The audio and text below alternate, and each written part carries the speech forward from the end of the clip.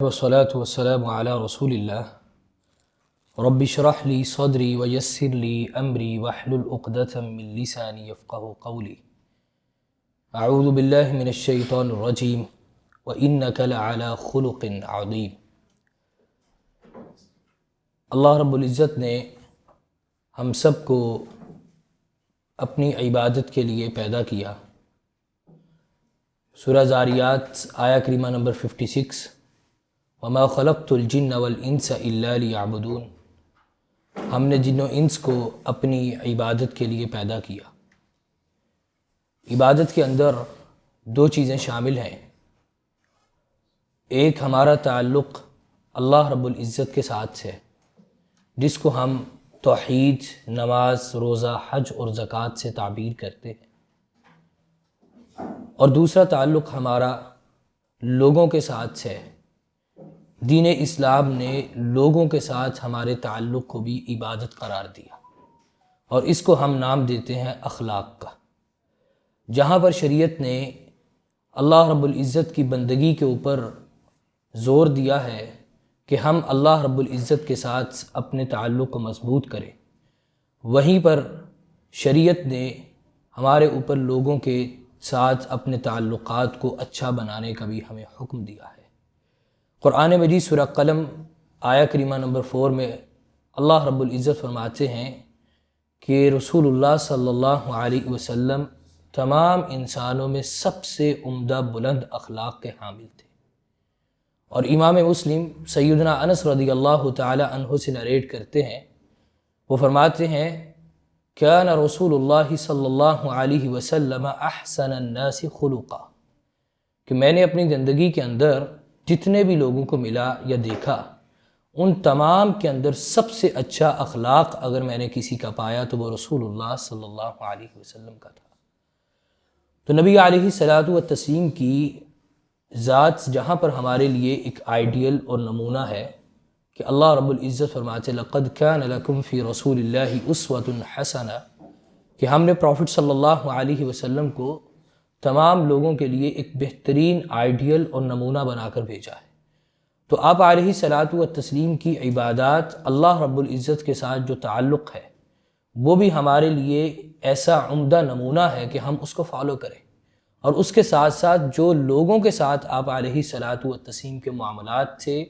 لوگوں کے ساتھ آپ علیہ الصلوۃ والتسلیم کا تعلق تھا، وہ بھی ایک مثالی ہمارے لیے نمونہ تھا کہ اللہ کے نبی صلی اللہ علیہ وسلم کے بارے سیدنا انس فرماتے ہیں کہ سب سے عمدہ اخلاق کے مالک تھے۔ تو جہاں نبی صلی اللہ علیہ وسلم نے عملی طور پر اپنا اچھا اخلاق ہمارے سامنے پیش کیا، وہیں پر پروفٹ صلی اللہ علیہ وسلم نے ہمیں تعلیم بھی دی کہ ہم اپنی عبادات کے ساتھ ساتھ لوگوں کے درمیان بھی ایک اچھا تاثر قائم کریں اور پیش کریں، لوگوں کے ساتھ اچھے اخلاق سے پیش آئیں، اور ایمان کا اس کو ایک جز قرار دیا گیا۔ امام ابو داود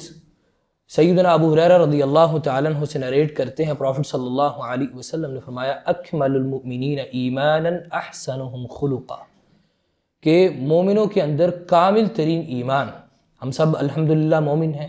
لیکن اگر ہم اپنے ایمان کو مکمل کرنا چاہتے ہیں، عمدہ بنانا چاہتے ہیں، تو اللہ کے نبی صلی اللہ علیہ وسلم فرماتے ہیں کہ کامل ایمان والے وہ ہیں کہ جو سب سے اچھے اخلاق کے حامل ہیں،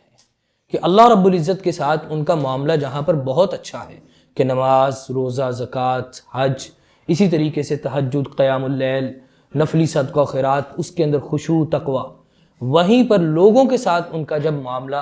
پیش آتا ہے تو اس کے اندر بھی وہ ایک اچھے اور مثالی انسان اور مسلمان ثابت ہوتے ہیں۔ اور اس چیز کو اللہ کے نبی صلی اللہ علیہ وسلم نے فرمایا کہ یہ انسان کے ایمان کے کامل ہونے کی دلیل ہے کہ اس کا لوگوں کے ساتھ تعلق بھی اچھا ہو جائے۔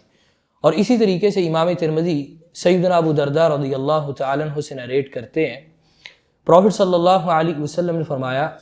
ما من شیء یوضع فی المیزان اثقل من حسن الخلق، قیامت کا دن کہ جب اللہ رب العزت میزان کو قائم کریں گے تو آپ علیہ الصلوۃ والتسلیم فرماتے مومن کے نامہ اعمال کے اندر سب سے وزنی چیز جو میزان میں رکھی جائے گی وہ اس کا اچھا اخلاق ہے۔ اور اس حدیث کا آخری ٹکڑا کہ اللہ کے نبی صلی اللہ علیہ وسلم فرماتے کہ آدمی کے پاس بسا اوقات بہت زیادہ نفلی عبادات نہیں ہوتی، لیکن وہ اپنے اچھے اخلاق کی وجہ سے ان لوگوں سے بھی زیادہ مرتبہ اور مقام پا جاتا ہے جو نفلی عبادات کرنے والے ہوتے ہیں۔ تو ہماری سوسائٹی کے اندر بہت زیادہ فوکس جو ہے نا وہ عبادات کے اوپر، نماز روزے کی طرف ہوتا ہے، لیکن یاد رکھیں کہ صرف نماز روزے کی بنیاد کے اوپر نجات ہماری ممکن نہیں ہے، بلکہ اس کے ساتھ ساتھ ہمارے جو لوگوں کے ساتھ معاملات اور تعلقات ہیں، اللہ رب العزت نے ان کو بھی چیک کرنا ہے اور اس کے اوپر بھی ہمارا احتساب ہونا ہے۔ تو اگر ہم چاہتے ہیں کہ اپنے ایمان کو مکمل کریں، اچھا بنائیں، اور ہم ایک مثالی مسلمان بنیں اور آئیڈیل بنیں، اس لیے کہ جب ہم اس دنیا سے رخصت ہو جائیں تو دو چیزیں ہیں۔ ایک، ہم اس دنیا سے آگے جا رہے ہیں اللہ رب العزت سے ملاقات کرنے کے لیے، تو اللہ رب العزت کے سامنے جب کھڑے ہوں تو ہمارے پاس کیا ہے، اور جب اس دنیا سے ہم رخصت ہو رہے ہیں، پیچھے لوگوں کو چھوڑ رہے ہیں، ان لوگوں کے لیے ہمارے پاس کیا، کہ ان لوگوں کی زبان کے اوپر ہمارا جیسا ذکر ہوگا وہ ہمارے لیے حجت اور دلیل ہے۔ کہ اللہ کے نبی صلی اللہ علیہ وسلم کے پاس سے ایک شخص کا جنازہ گزرا، صحابہ نے اس کے بارے اچھے کلمات کہے، آپ نے کہا وجبت، اور پھر جنازہ گزرا تو آپ صحابہ نے اس کے بارے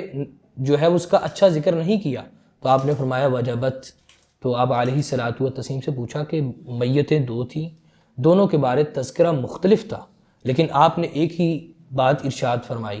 تو آپ علیہ الصلوۃ والتسلیم نے فرمایا کہ انتم شہداء اللہ فی الارض، تم زمین کے اوپر اللہ کے گواہ ہو کہ تم نے جس میت کے بارے اچھا ذکر کیا اللہ نے اس کے لیے جنت کو واجب کر دیا، اور جس کا تم نے برا ذکر کیا تمہارے اس ذکر کی وجہ سے اللہ رب العزت نے اس کے اوپر جہنم کو واجب کر دیا۔ اور اسی طریقے سے وہ مشہور ترین حدیث کہ اللہ کے نبی صلی اللہ علیہ وسلم نے صحابہ سے پوچھا کہ مل مفلس، کہ مفلس کون ہے؟ تو صحابہ نے کہا اللہ کے نبی جو نماز نہیں پڑھتا، بلکہ اللہ کے نبی صلی اللہ علیہ وسلم کو انہوں نے جواب یہ دیا کہ جس کے پاس پیسے نہیں ہیں، درہم اور دینار نہیں، تو آپ علیہ الصلوۃ والتسلیم نے فرمایا میری امت کا مفلس وہ نہیں، بلکہ میری امت کا مفلس شخص وہ ہے یأتی یوم القیامہ بصلاۃ وزکاۃ وبصیام، تو قیامت کے دن آئے گا اس کے پاس قبول نمازیں ہوں گی، قبول صدقہ و خیرات ہوگا، قبول اس کے روزے ہوں گے، جو سارا کچھ اللہ کی بارگاہ کے اندر ایکسیپٹڈ ہے، قبول کیا جا چکا ہے۔ اس کے باوجود آپ علیہ الصلوۃ والتسلیم فرماتے ہیں ایک شخص آئے گا اور وہ آ کر یہ آبجیکشن لگائے گا قد شتم ھذا قد اکل مال ھذا، کہ اللہ کے نبی اللہ رب العزت سے کہے گا کہ اس نے میرا مال کھایا، اس نے مجھے گالی دی ہے۔ تو آپ علیہ الصلوۃ والتسلیم فرماتے ہیں اس دن کرنسی تو ہوگی نہیں، وہ انسان کی نیکیاں ان لوگوں میں تقسیم کرنا شروع کر دی جائیں گی، یہاں تک کہ نیکیاں ختم ہو جائیں گی، حساب لینے والے باقی ہوں گے، اور بالآخر ان کے گناہ اس کے کندھے پہ لاد دیے جائیں گے، اور نتیجہ یہ نکلے گا کہ قبول نمازوں کے باوجود جہنم رسید کر دیا جائے گا۔ اللہ رب العزت ہم سب کو اچھا اخلاق اپنانے کی توفیق عطا فرمائے۔ ساری گفتگو کا کرکس یہ ہے کہ جہاں ہمارے معاملات اللہ رب العزت کے ساتھ اچھے ہونے چاہیے، وہیں ہمیں کوشش کرنی چاہیے کہ ہمارے معاملات بندوں کے ساتھ بھی اچھے ہوں، کہ ہمارے اس وجود سے لوگوں کو تکلیف نہ پہنچے، ہم لوگوں کے ساتھ حسن سلوک کریں، اگر حسن سلوک نہیں کر سکتے تو کم سے کم کہ ہم لوگوں کے ساتھ برا نہ کریں۔ اللہ رب العزت ہم سب کو اچھے اخلاق کا حامل بنائے۔